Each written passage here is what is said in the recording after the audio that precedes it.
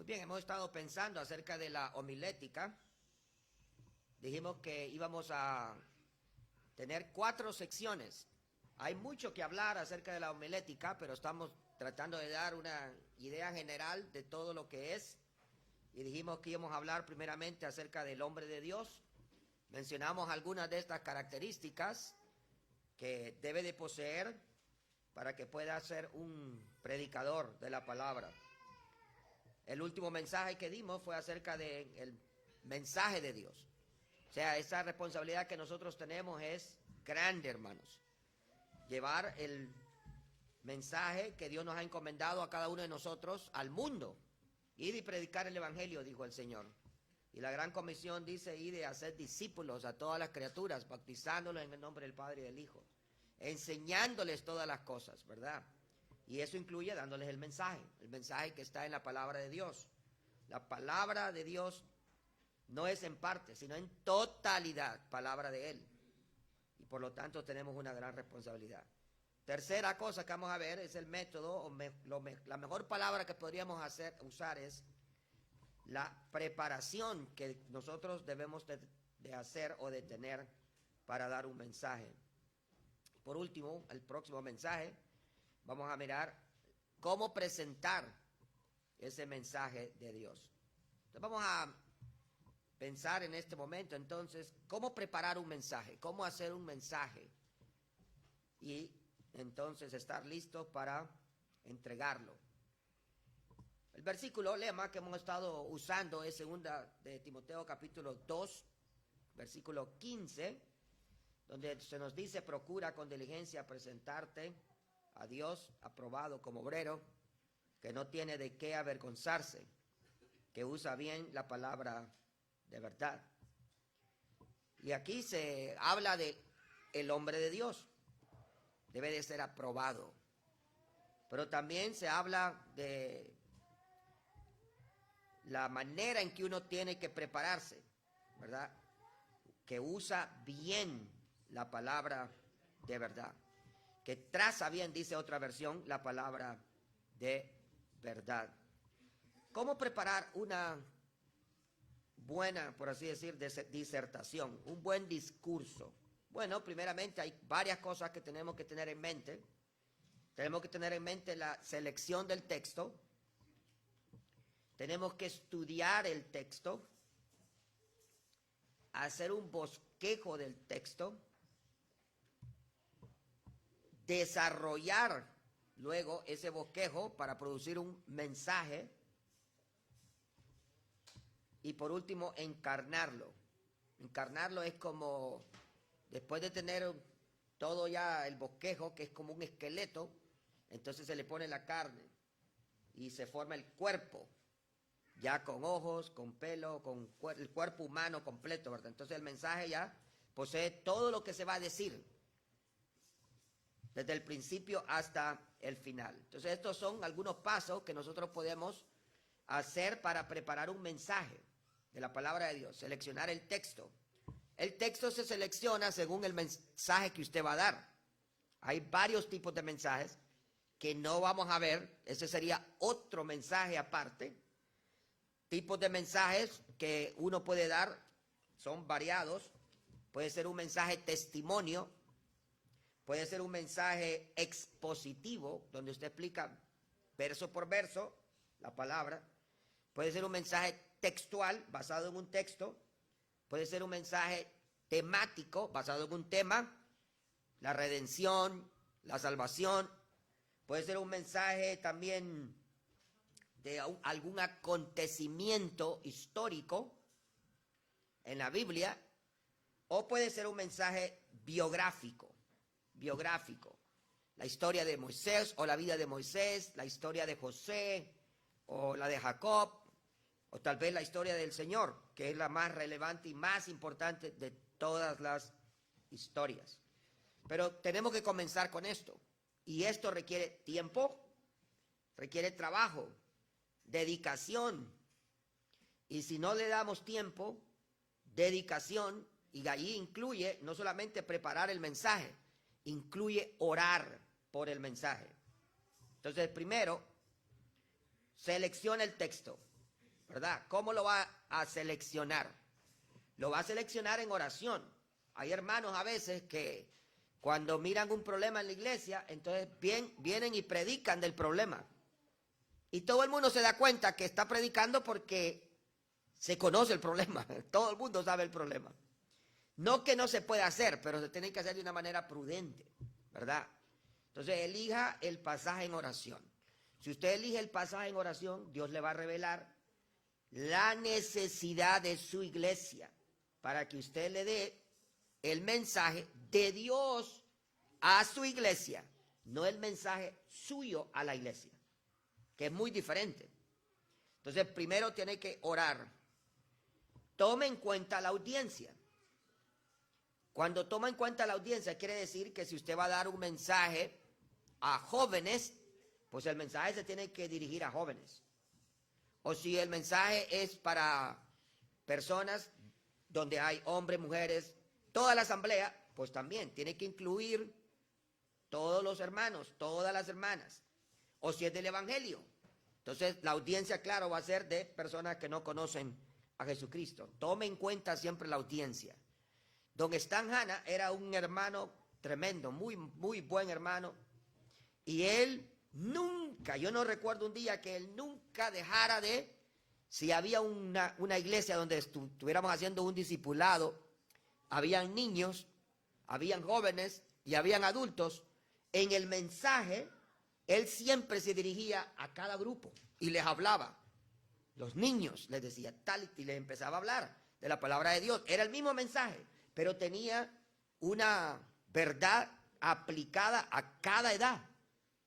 Niños, jóvenes, adultos. Entonces tenemos que tomar en cuenta la audiencia a la cual vamos a hablar. Las damas, pues ya se sabe, va a hablar solo a mujeres. Pero ¿qué tal si es una reunión solo de jovencitas? Pues usted puede tocar un tema para jovencitas, ¿verdad? Seleccione también tomando en cuenta el evento o la ocasión. Aquí en Estados Unidos se practica mucho eso. En nuestros países, no, casi no. Si es el Día de la Madre, pues no importa, un día más. Aquí no. Si es el Día de la Madre, a veces en todas las iglesias se predica un mensaje relacionado con las madres. O verdades acerca de madres en la Biblia, ¿verdad? Entonces, tome en cuenta también el evento o la ocasión. Entonces, una vez que usted selecciona el texto, no, ahí solo viene comenzando a hacer la labor. Hay mucho más que hacer también. Entonces, ahora va a estudiar el texto. Estudiar el texto no es que usted va a venir y si usted dice, escogí Juan 3:16. Aquí está el comentario de Henry Matthew. Entonces usted lo lee y lo copia todo y viene y se lo memoriza y va a dar el mensaje.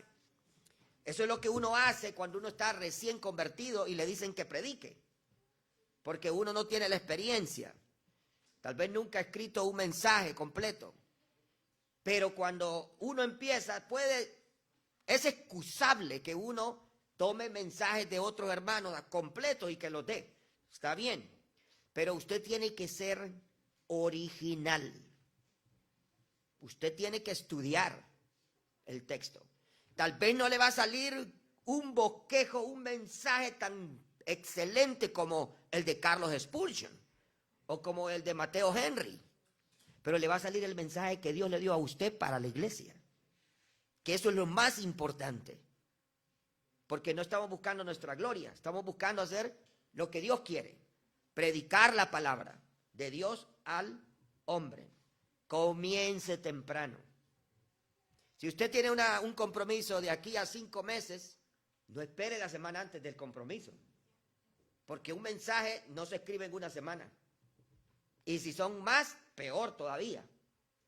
Entonces usted tiene que comenzar temprano, según el compromiso. Yo siempre admiro que un director que yo tuve hace años atrás, si él tenía un compromiso de un mes, entonces eso tenía que estar listo, ¿verdad? Mínimo, si era en 30 días, 15 días antes del compromiso. O si era en 6 meses, tenía que estar listo un mes antes. O algo así por el estilo. Él siempre daba tiempo. ¿Por qué? Por precaución. Entonces comience temprano, va no sea después que por estar dilatando el tiempo, no tenga tiempo para hacer el mensaje o para terminar el mensaje. O para que quede como que usted se sienta satisfecho, que usted dio todo lo que usted tenía que dar y sintió que el Señor lo dirigía y que entonces podía entregarlo de la manera correcta. Lea el pasaje y tome notas, ¿verdad? Si estoy usando de ejemplo Juan 3:16, ¿verdad? Entonces usted empieza a leerlo. Uno comienza con mensajes de textos, pero después puede dar un estudio de un libro. Y si uno quiere estudiar un libro, tiene que leer el libro no una vez, montón de veces, 20, 30, 40 veces, leer el libro, anotar las palabras claves, anotar ideas principales, bosquejearlo y todo, ¿verdad? Entonces tiene que estudiar el texto. Lea el pasaje en otras versiones. ¿Por qué leerlo en otras versiones? Porque a veces le da más luz, le clarifica el entendimiento de lo que dice la porción. Y por último, después de que usted ha hecho notas, que usted conoce bien el texto, está bien familiarizado, tiene las ideas principales, ha anotado todo eso, entonces usted chequea un comentario o una concordancia para buscar citas y todo esto, ¿verdad? ¿Por qué razón? Porque usted se va a dar cuenta que lo que usted está descubriendo ya lo había descubierto otro, pero lo bueno es que usted no lo copió. Lo excelente es que usted va a decir, pero si eso fue lo que escribió Carlos Spurgeon y Dios me lo reveló. Pues sí, porque es la misma palabra de Dios. ¿Me entiende? Tal vez no era exactamente lo mismo, pero era parecido y usted va a decir, ah, qué bueno, Dios me habló, Dios me lo dio para que yo se lo dé a su pueblo. Puede usar concordancias para buscar referencias de otras porciones que hablan de lo mismo, ¿verdad? Como el libro de Efesios y Colosenses tienen citas que son casi igualitas a lo que está diciendo. Y ciertamente hay conexión y paralelos entre ellas. Y luego pregunte las preguntas básicas, ¿verdad? Acerca del estudio. ¿Quién lo escribió? ¿Cuándo lo escribió? ¿Por qué lo escribió? ¿Qué verdades hay? ¿Qué errores tengo que evitar? Cosas por el estilo.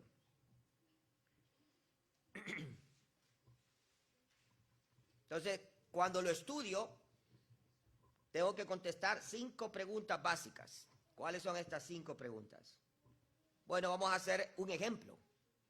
Primera de Pedro 2:24, para que ustedes vayan más o menos entendiendo la idea de cuando se estudia. Dice el verso, ¿quién llevó él mismo nuestros pecados en su cuerpo sobre el madero? Para que nosotros, estando muertos a los pecados, vivamos a la justicia. Y por cuya herida fuisteis sanados. Yo tengo un mensaje de ese versículo del Evangelio. Y lo que uno hace es, uno lee el versículo y se hace preguntas. ¿Quién? ¿Quién llevó, verdad? Como dice el versículo, nuestros pecados. Bueno, la respuesta está ahí. ¿Quién la llevó? Jesucristo. El Señor mismo dice el versículo. ¿Quién? Parecen cosas sencillas, pero es que así empieza. Para hacer un mensaje no puede usted tener todo.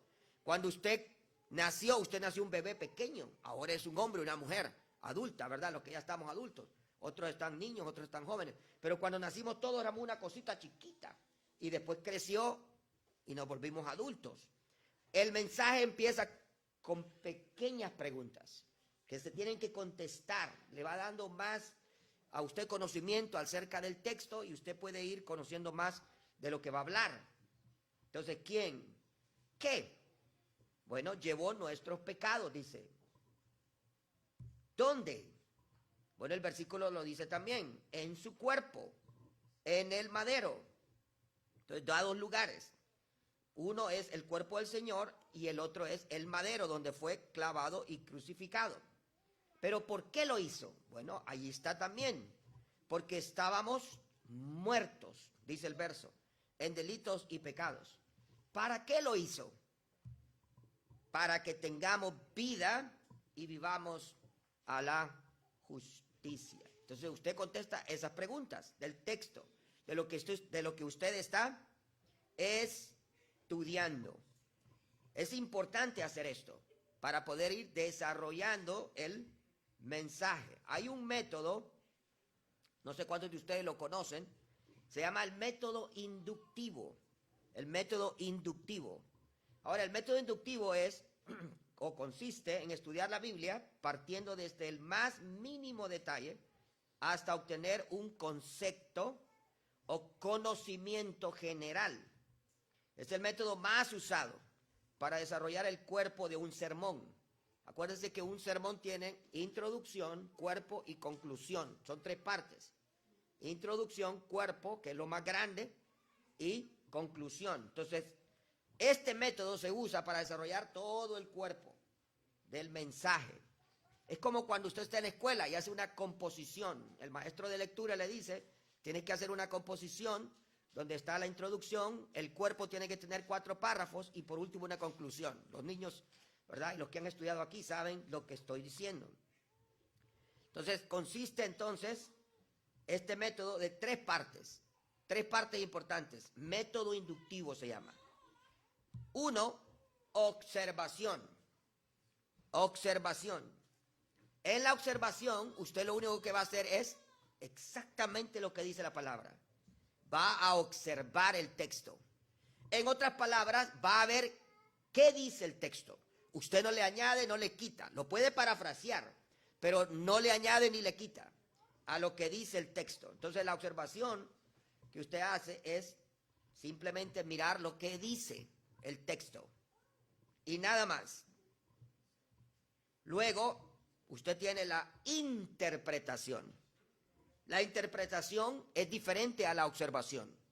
La interpretación ahora es qué significa el texto. ¿Qué significa?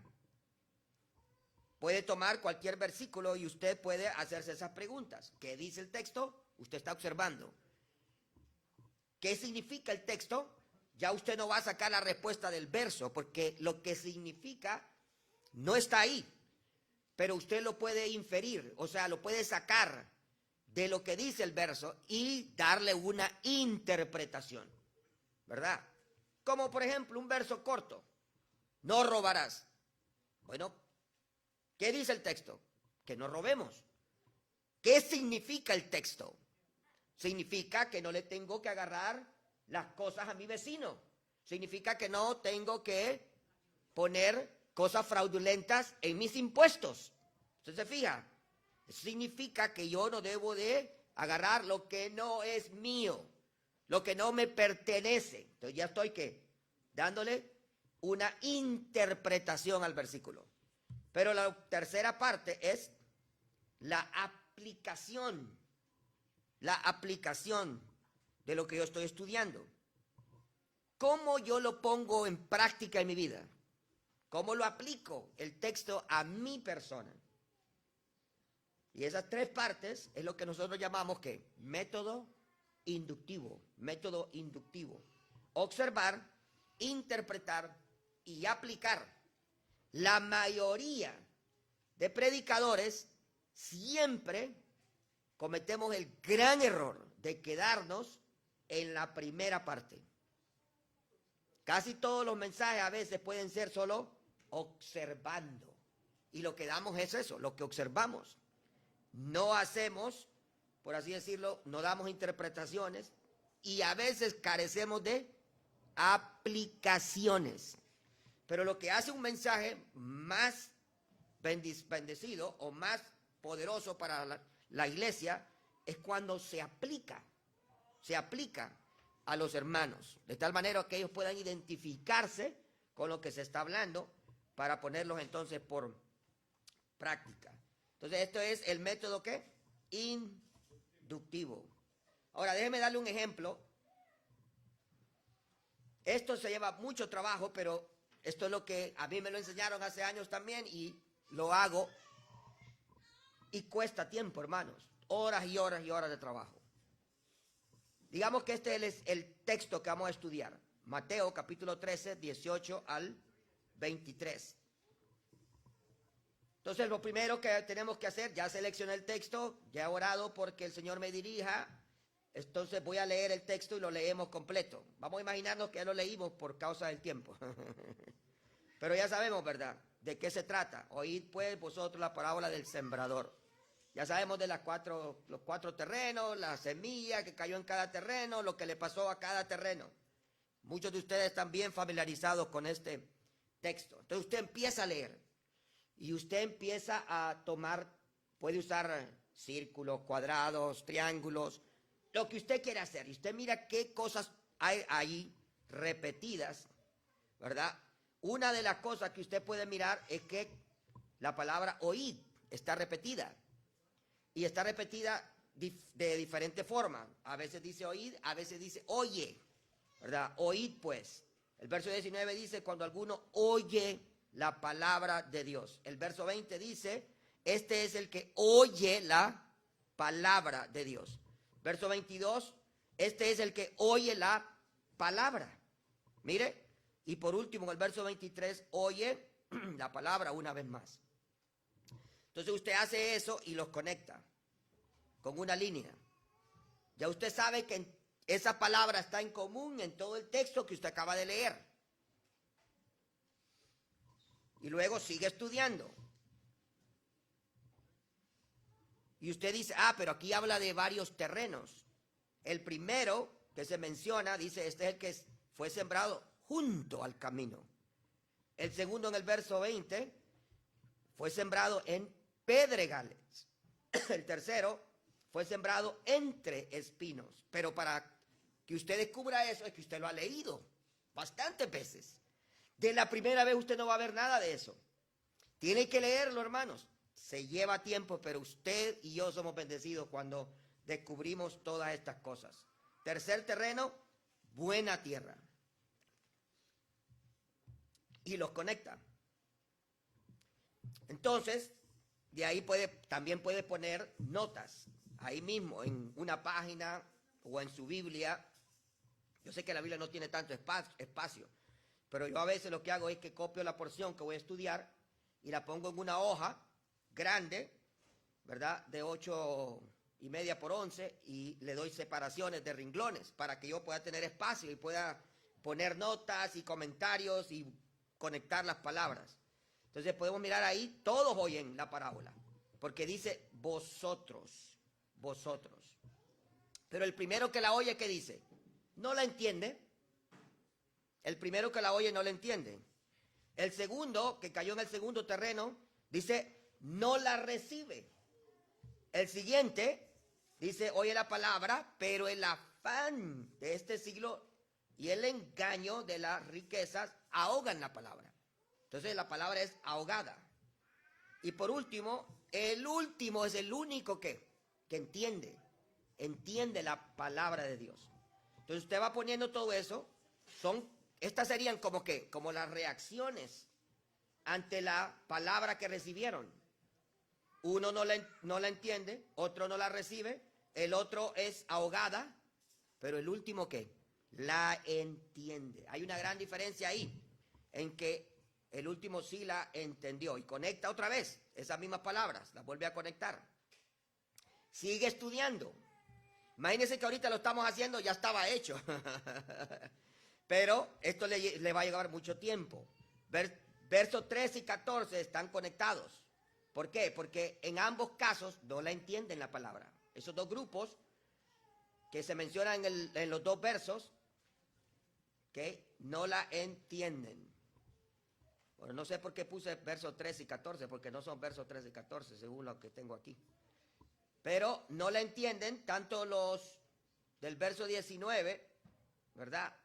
Y el verso 20, aunque no dice que no la entienden, no la reciben porque no la entienden tampoco. Pero luego usted puede ir poniendo más notas, contraste con el verso 23, ¿verdad? El verso 23, ¿qué dice? Que la entienden. La persona que oyó en el verso 23 sí la entiende. Y de ahí puede ir expandiendo en cada una de las cosas. ¿Por qué la rechaza? ¿Por qué no la recibe? Puede ser porque por el amor a las cosas de este mundo, como el joven rico. El Señor le dijo, vete, vende todo lo que tienes, dáselo a los pobres y sígueme. Le dio la palabra. Pero él la oye, tal vez la entendió, pero no la recibió. ¿Por qué no la recibió? Porque no quería vender todo lo que tenía, ¿verdad? Entonces usted puede ir anotando todo esto, usted le va poniendo más ideas, contraste con el publicano, ¿verdad? En Lucas 18:13, ¿ok? O puede buscar las palabras en griego, en el original. ¿Qué significan? Recibir, ahí euos, recepción impulsiva, liviana, superficial, emocional, no con constricción. O sea, la recibió, pero no hay nada de cambio, no hay nada de veracidad en la persona. Es momentáneo, temporal.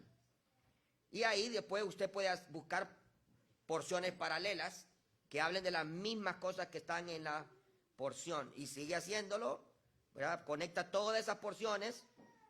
El afán de la vida. Lo menciona Mateo 6, 24, 34, Marcos 4, 19, Lucas 8, 13 o 14. Las riquezas que ahogan la palabra. Lucas 16, el rico, ¿se acuerda? El rico y Lázaro. 1 Timoteo 6, 9 y así sigue. Ahora, aquí solo está estudiando, pero después que usted ha terminado esto, usted tiene que hacer un bosquejo y empezar a escribir todo lo que usted va a decir en el mensaje de la palabra de Dios que usted va a entregar. Muy bien, bueno, vamos a seguir por causa del tiempo. Una vez que usted ha hecho esto, como les digo, esto requiere bastante trabajo y luego que lo ha hecho, usted lo va a ir guardando. Tal vez usted puede conseguirse un binder, ¿verdad? Esos folders grandes que usted puede meter las hojas y usted va guardando todos sus mensajes ahí. Y mucho mejor si los guarda una vez que usted termina cada mensaje en una computadora y tiene un respaldo en algún lugar por si un caso se le arruina.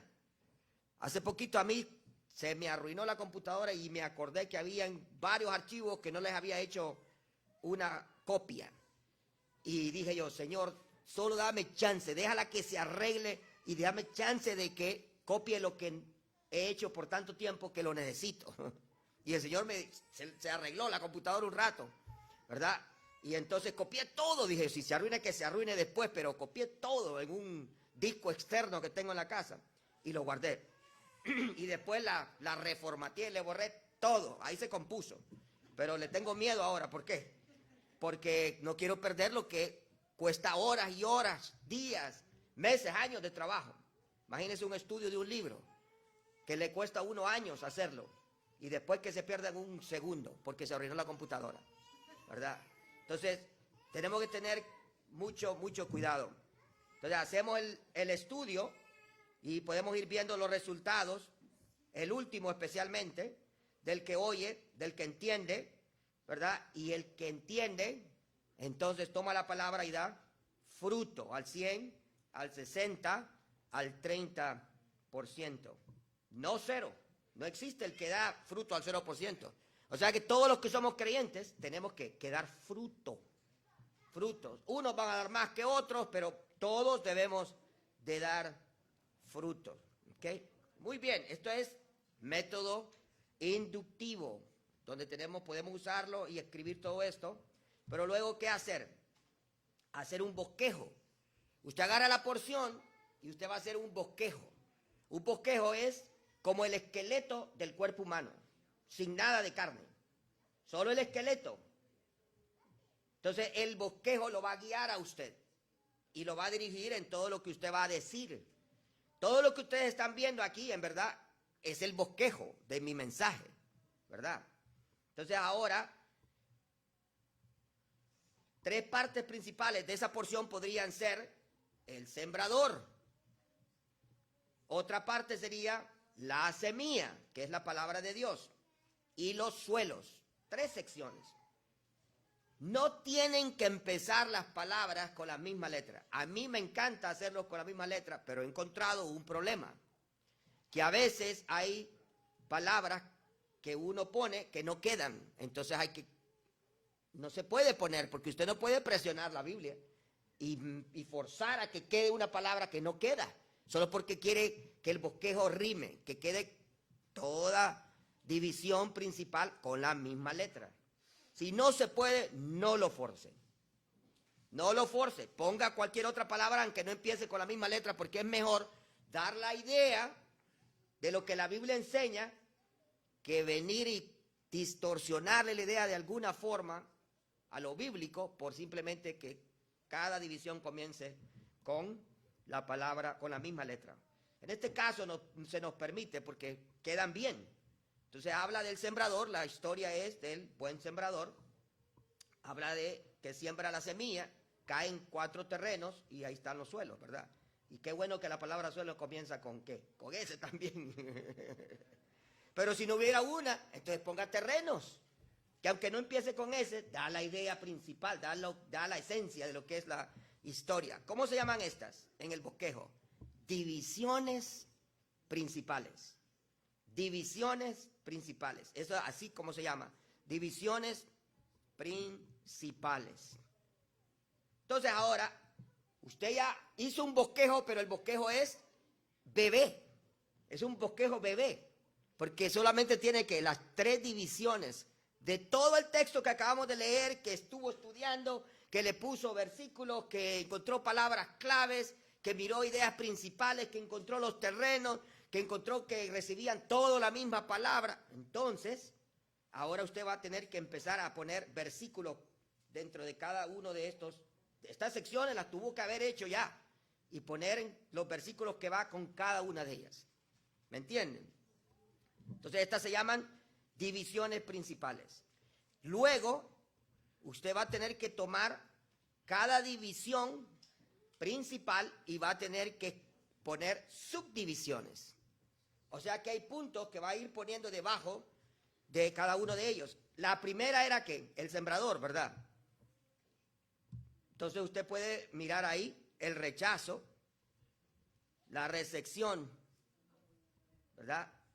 De la semilla del sembrador.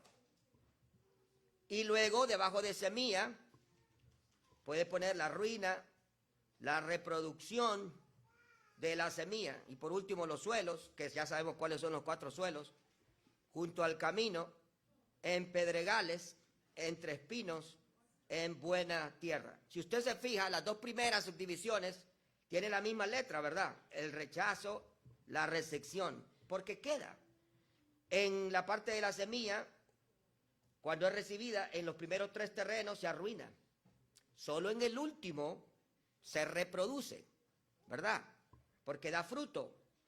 En el último punto, usted mira que no se puso, ninguna de las subdivisiones empieza con la misma letra. Todas comienzan diferentes. Es que no hay palabras que queden, que digan lo mismo, junto al camino, y que empiecen todas con la misma letra. Entonces ponga lo que dice la Biblia. No se preocupe, que va a quedar bien.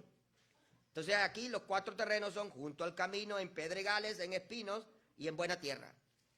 Y queda muy bien. Estas se llaman subdivisiones. Las 2 primeras acá, las que están en rojo se llaman las divisiones principales. Las que están ahí con letra A y B, o puede ser C en adelante, se llaman subdivisiones. Entonces usted está haciendo el bosquejo. Cuando usted ya ha terminado de hacer esto, el bosquejo para mí es una de las partes más difíciles. Para mí, yo no sé si a algunos se les hace fácil hacer un bosquejo. Para mí es una parte bien difícil. Entonces, después de que ya ha hecho las subdivisiones, usted puede seguir trabajando en cada una de ellas. Aún las subdivisiones, ¿por qué las rechazan? Porque Satanás arrebata la palabra. Por la tribulación que padecen las personas cuando son expuestas a la palabra. Y esa tribulación arranca la palabra que escucharon. Todo eso tiene versículos. Yo no los puse, pero ahí están en la porción que leímos. El mundo ahoga la palabra. Y usted puede ir poniendo los versos al lado si usted quiere, para que usted sepa exactamente dónde está. Entonces usted ya extendió una subdivisión de una división principal. En este caso la A, ¿verdad? Con 3 puntos más. Quiere decir que usted tiene más material para hablar durante el mensaje. Luego, la recepción. ¿Cómo reciben la semilla? Uno la entiende, ¿verdad? La cree. Y por último, podríamos seguir con otros más, pero no tenemos el tiempo, ¿verdad? Ahí lo dejé yo. y usted sigue construyendo hasta que termine el bosquejo. Ya cuando tiene todo el bosquejo, ya tiene el esqueleto solamente. Solo el esqueleto tiene. No tiene los ojos, no tiene las orejas, no tiene la carne de los músculos, no tiene órganos, no tiene nada. Solo está el esqueleto. Entonces ahora sigue el trabajo. Desarrollo. El ponerle carne es como desarrollar el mensaje. ¿Cómo se desarrolla el mensaje? Bueno, todo mensaje les dije que tenía 3 partes. Introducción, cuerpo y conclusión. Es como cuando uno está en la escuela que le dicen que haga un discurso y todos los essays, los discursos que damos, los ensayos tienen que tener eso. Introducción, cuerpo, y usualmente son 4 párrafos, y la conclusión. Y todo tiene que estar conectado. Y todo tiene que seguir una lógica del tema de lo que usted está hablando. Todo, ¿verdad? Y en la escuela nos enseñan a que tienen que tener detalles. Y los detalles tienen que ir a favor o en contra. Lo mismo, cuando usted estudia la Biblia, usted tiene que ver, ¿por qué dijo el Señor esto? ¿Por qué Él quiere que vivamos santamente? Entonces usted da detalles. ¿Por qué? A favor. Porque nosotros estamos a favor, ¿verdad?, de vivir vidas santas. Entonces ahora, estos 3 puntos son importantes. Hay mucho que hablar de ellos, pero tenemos 15 minutos. Vamos a ver si los terminamos los 3. Vamos a hacer un resumen de estos 3. La introducción. Ya usted tiene el bosquejo, tiene el esqueleto, y ahora usted va a escribir todo lo que va a decir y va a tener después los papelitos en sus manos para poder usarlos y predicar. Entonces necesita la introducción, el cuerpo y la conclusión. Ahora, estos 3, vamos a usar una ilustración para recordarnos más fácil. Vamos a usar la ilustración de un vuelo en avión. De un vuelo en avión. Cuando nosotros estamos pensando acerca del vuelo en un avión, es 3 partes. Cuando usted se monta en el avión, usted va a despegar. Esa es la introducción.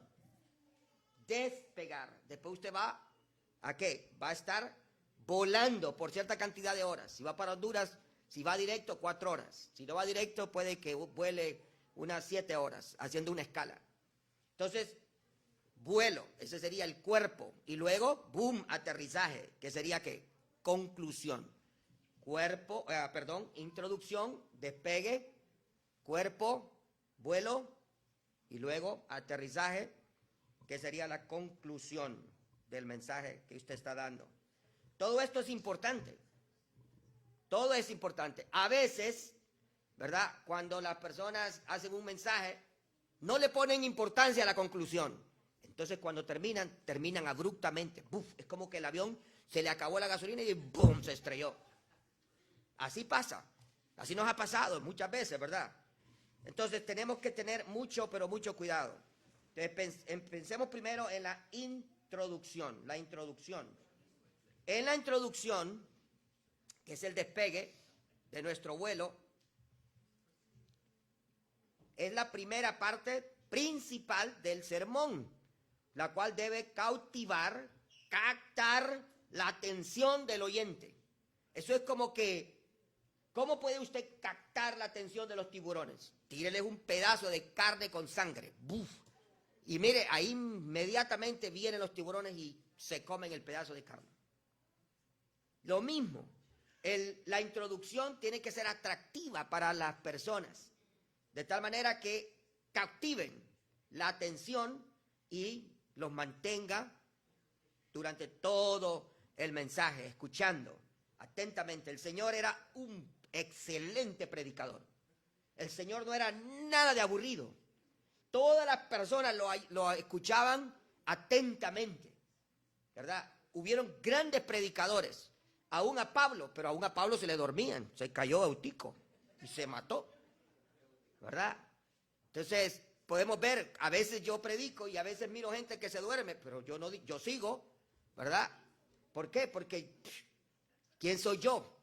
No soy el Señor. El Señor no era nada de aburrido.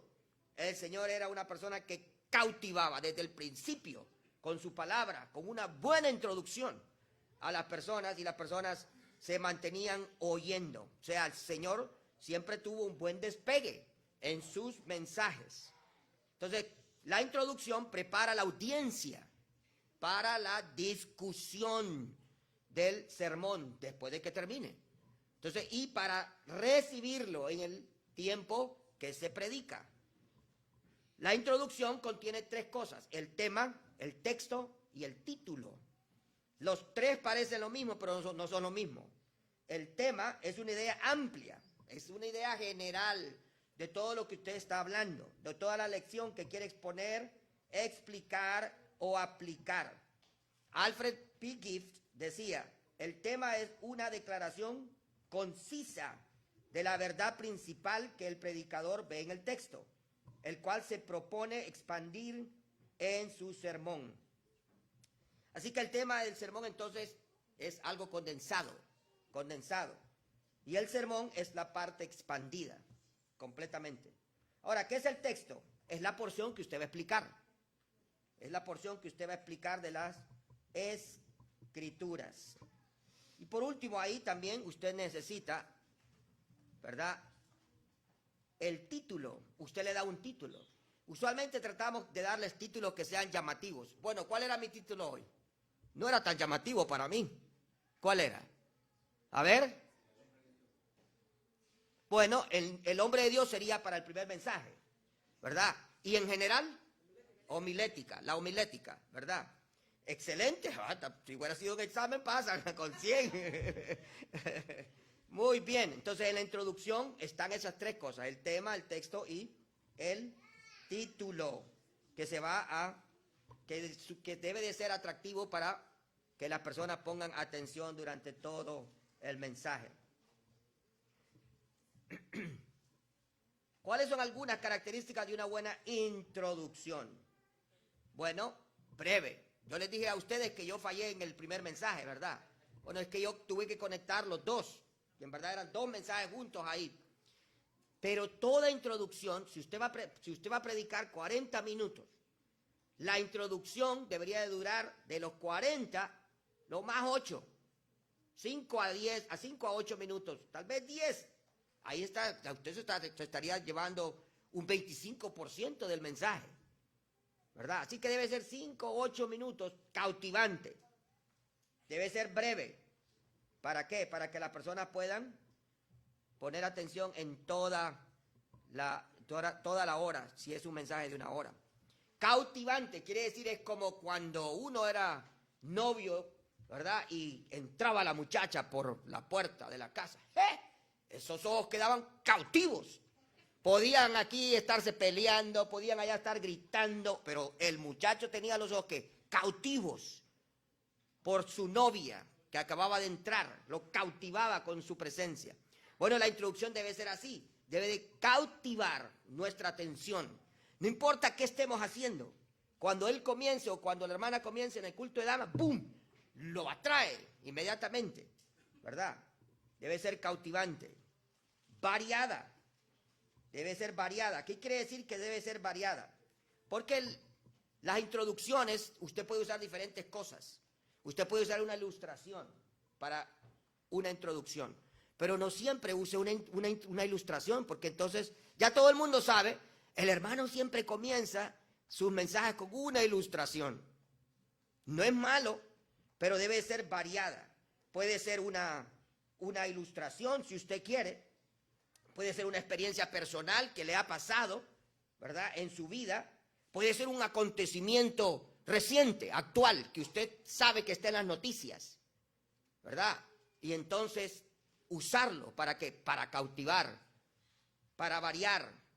Use siempre diferentes maneras o diferentes métodos para comenzar su mensaje, ya sea una ilustración de la vida real, una experiencia personal, un acontecimiento reciente o actual que está pasando. Sea simple, una ilustración sencilla, modesta. Eso significa que usted tiene que hablar en la ilustración como que le está hablando a un niño. Usted no le va a hablar a un niño en términos matemáticos, ¿verdad?, la ecuación de la recta numérica o cualquier otra cosa, el niño va a decir, ¿y qué está hablando este? Ni va a creer que es español o inglés, porque no sabe qué está hablando. Tiene que hablar de una manera simple, como que está hablando a un niño cuando predica, para que la persona pueda entender, sea clara o claro cuando lo hace también. Bueno, esa sería la introducción. El cuerpo. Bueno, no voy a tener tiempo, pero el cuerpo, vamos a ver. El cuerpo ya despegó, tuvo la introducción, ahora usted está volando, usted está dando el mensaje. Esa es la parte donde usted tiene que tener todo el material que ha estudiado y su bosquejo lo va siguiendo y va poniendo entonces cada una de las cosas que aprendió. El cuerpo es la sección más larga del sermón. Contiene los puntos principales o las divisiones principales del sermón. Cada división principal puede tener una o más subdivisiones, como ya vimos, que fue desarrollada y que debe de ser explicada y aplicada. Método inductivo, ¿okay? en la presentación del sermón. Ahora, este es el vuelo. El cuerpo es cuando va volando, va presentando y desarrollando las divisiones principales, las subdivisiones, y tiene que usar frases de transición. ¿Qué son frases de transición? Cuando usted pasa del punto 1 al punto 2, usted tiene que pasar de una manera lógica.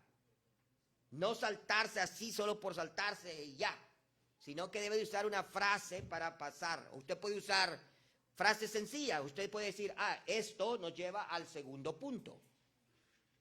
Es una conexión sencilla, nada de dramática, pero lo hace de una manera ordenada. ¿Me entiende? O pueden ser otras cosas, dependiendo del tema que usted está tocando.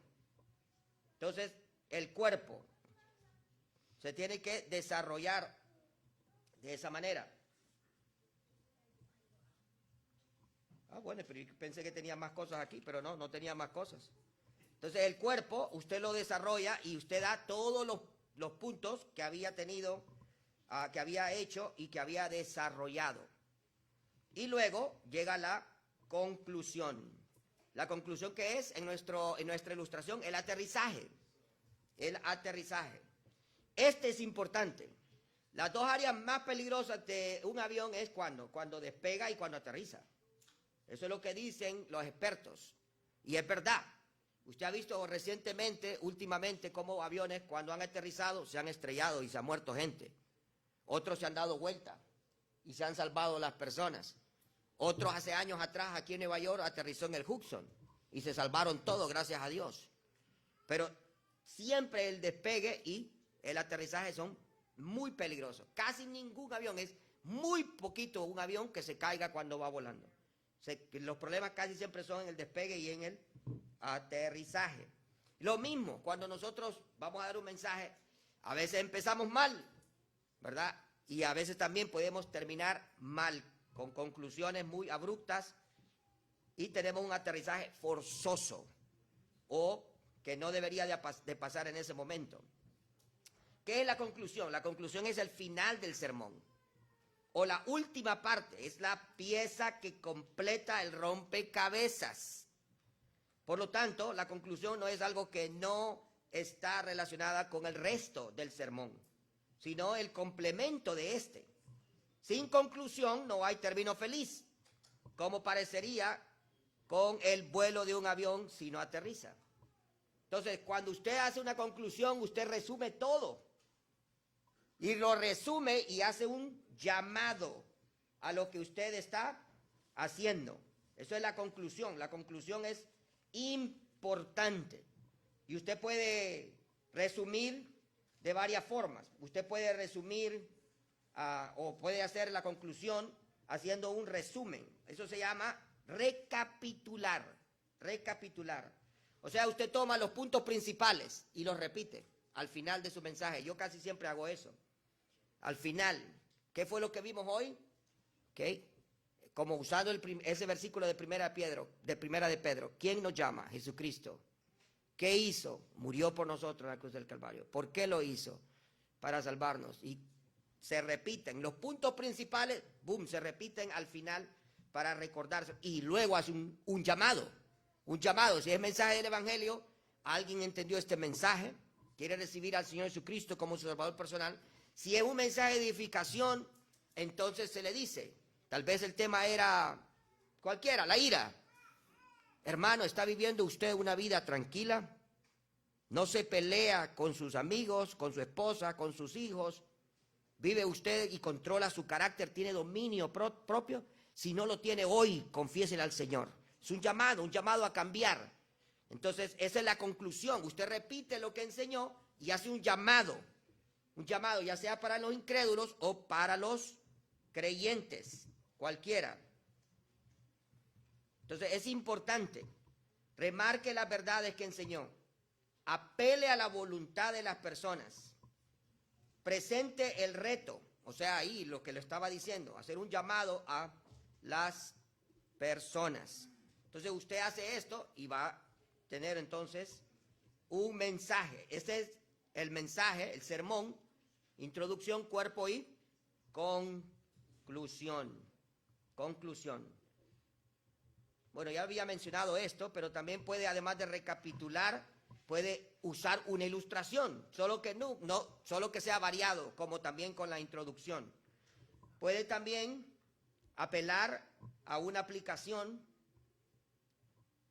práctica, puede también usar algo simple, de hacer simplemente un llamado y ya. Entonces eso sería más o menos lo que es el hacer o preparar un mensaje. Y por último, después de haber hecho todo eso, usted tiene que hacer un ¿qué? Escribirlo todo, para que ya tenga las hojitas así. Por ejemplo, este era el mensaje de ahora, ¿verdad? La preparación del mensaje. Pero ustedes no me vieron que yo estaba leyendo todo aquí, aunque leo partes, ¿verdad? Pero ahí estaba todo escrito. Pero requiere tiempo. Y uno entonces completa. La encarnación del mensaje es completar todo y tener este resultado. Un mensaje completo con la introducción, el cuerpo, la conclusión, ¿verdad? Después de haber orado, estudiado y meditado, usando ilustraciones, añadiendo, casi aquí no usamos ilustraciones. ¿Cuál fue la única ilustración que usamos? Del avión. Y eso se les va a quedar más de todo lo que yo dije. ¿De qué habló el hermano? Habló de un avión que despega, vuela y aterriza. ¿Y qué era eso? La introducción, el cuerpo y la conclusión. De ahí nada más se van a acordar, porque la ilustración es lo que más recuerda a uno, ¿verdad? Entonces, por eso es bueno tomar notas, como el hermano está haciendo. Y esas notas, la mente al siguiente día ya perdió el 50% de lo que escuchó. Al segundo día pierde el 80%, y ya como al tercero, al cuarto, ya no se acuerda menos de que sea una ilustración, a menos que sea una ilustración. Entonces escriba también las aplicaciones de su mensaje completas para encarnarlo. Y ya está. Eso sería entonces todo lo que debe de hacer para preparar el mensaje: seleccionar el texto, estudiar el texto, bosquejar el texto, desarrollar el texto y encarnar el texto. El Señor nos ayude, en verdad, para poder hacerlo. Ese sería el